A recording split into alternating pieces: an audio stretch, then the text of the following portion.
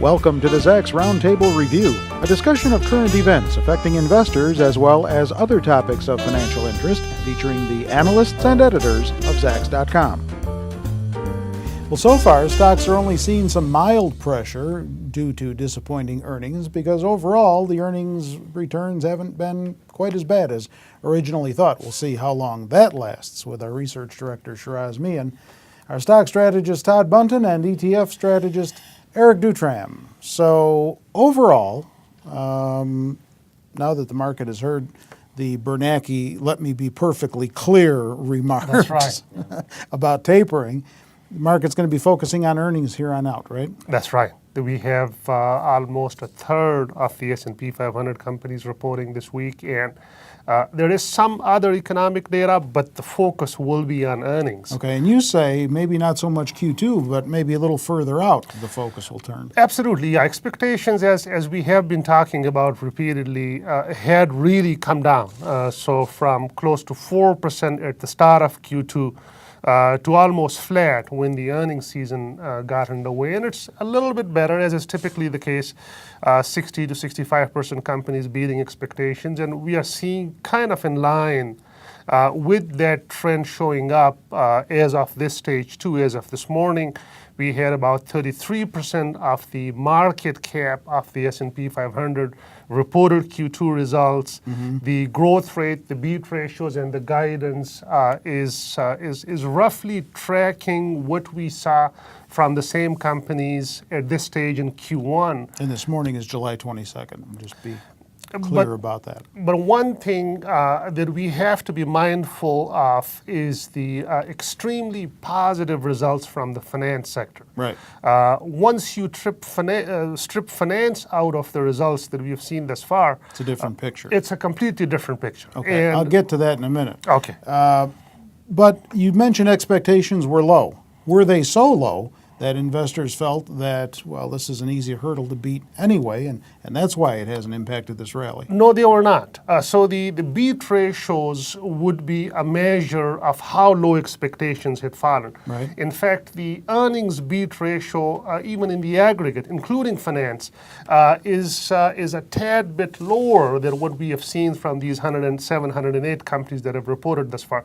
So expectations were probably just about right. Okay.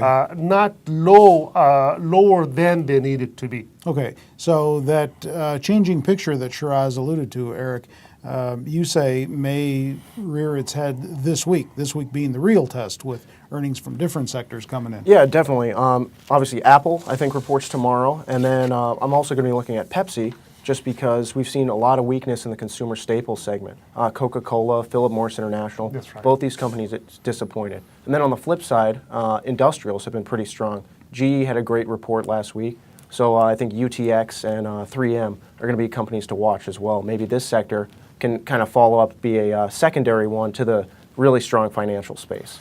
But go ahead. Yeah, the GE strength was probably more on the capital side, and that's kind of in line with the strength we are seeing on the finance side in general. That's true, but they did have they saw strong orders both in the U.S. and internationally. That's so right. that could be a harbinger of things to come. Yeah, absolutely. So the industrial would be interesting to see how they do. So as far as the market goes, Todd, and stock prices on the aggregate, do you feel that QE still plays a role here? I do. Because you say that as long as the Fed continues QE at its current pace and earnings aren't awful, then we can look for the market to be happy. Yeah, and that's really been the story of the last several weeks. QE is still a component. Yeah, absolutely, and I think it was Bernanke's comments last week that kind of sparked this rally, and that's the reason we haven't seen a pullback in stock prices. In fact, we closed at record highs late last week, despite weak earnings. It's because people keep focusing on the Fed. And in terms of tapering, I think the only thing that the Fed's going to taper this year are its earnings or its economic projections. I think those are too rosy. I think Bernanke made it clear that tapering isn't set in stone, and he's going to watch the economic data. And I think their outlook is a little too rosy for GDP growth in the second half. And if that comes down and the labor market doesn't improve substantially like they expect, then tapering will be off the table, and the market will actually be happy about that. Okay, so if earnings are the main driver here, Shiraz, in the foreseeable future, can we infer maybe that the earnings growth is going to be a main market driver for the next year? I would hope so. I mean, we all have been trained to believe that in the long run, the key driver for market is earnings and earnings growth. We haven't really seen that play out over the past year and a half, and a big reason for that is the driver that Todd was referring to, the Fed and its QE program. Now, irrespective of which way the taper thing turns up, whether it's September, October, November, early next year, they have to taper. They can't just continue printing dollars and buying bonds for forever or for eternity. And when you do that, then market and investors have to start paying attention to fundamentals, and earnings growth would have to be on top of any checklist of fundamentals that they have to look at. When we take the Q2 earnings into account and look ahead to the second half and 2014, the expectations for the second half and for 2014 reflect those rosier estimates that Todd was referring to, the Fed has. So we'll have to wait and see. Is the economy going to improve? Are margins going to improve? Are top lines going to come through? That'll give us the 8-9% earnings growth in the second half after almost flat growth in the first half, and then double-digit growth in 2014. A lot will be riding on that. Yeah. And I think the odds of that are very slim, personally. That earnings growth going further out, projections for that growth, you've always been skeptical about. That's right. We are seeing some evidence of that. The McDonald's report this morning was on the weak side. Eric mentioned to Pepsi. Coke was on the weak side. They all are referring to these global issues. So my sense is that as more and more companies report this week, they'll guide lower towards Q3. Those estimates will come down, and we'll have to see how the market responds to that. Well, let me ask you this. We have an economic recovery underway, albeit slow, but we have a recovery in place. Is the next phase of rising market prices, the next phase of this rally, depending on a recovery in earnings? It has to. I mean, earnings, the level of earnings is very high. So Q2 earnings, we are going through the Q2 earnings season now. Q1 was an all-time record. Based on the results we have seen thus far, Q2 appears on track to be a new all-time record.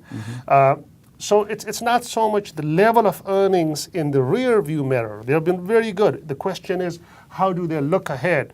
And as we've all been told, market is a forward-looking pricing mechanism. Right. And if it's looking ahead to 8% growth in the second half and double-digit growth in 2014, that's what it's pricing. When it doesn't get that growth rate, it should respond a certain way, and the rational expectation would be that it will go down. Right. It hasn't done that in a while. Right. The market's been going only in one direction. We don't know if the laws of physics have been changed or not. Yeah, Mr. Bernanke's doing that, just pumping away. That's right. Inflating the bubble. All right, so cut it up any way you want. Earnings is really going to be the name of the game here for the foreseeable future as Once far as the market Kiwi's off the goes. table, yep, that will be the focus. Earnings and the British royal baby. Well, you say we don't have to wait till QE's off the table. We even with QE issues out there, earnings are still going to be a main part of the driving They will be, force. but still, yeah, it's all about tapering. I hate saying that word, but you're going to So keep you seeing give that in more headlines. credence to the tapering issue than these guys do. Yeah, apparently. but earnings will, in the long run, those are the driver. That's right. You know, and Once you take the taper issue or the Fed QE issue off the table, then investors have to focus on market fundamentals, and among those fundamentals, earnings growth will have to be on top of the list. Okay. And especially if you look internationally, we've seen a lot of weakness. China, That's and right. I know Todd's favorite stat, what is it, 40%? about 45%. Of the S&P 500 revenues come internationally. That's So right. if countries, outside the U.S. are going to be slowing down or facing some weakness, Right. it could be pretty tough to keep up with those high estimates going That's forward. right. Yeah. All right, we're going to leave it there for time. And we're going to focus on top stock picks, and we're going to do that in our next segment that you can click over to now.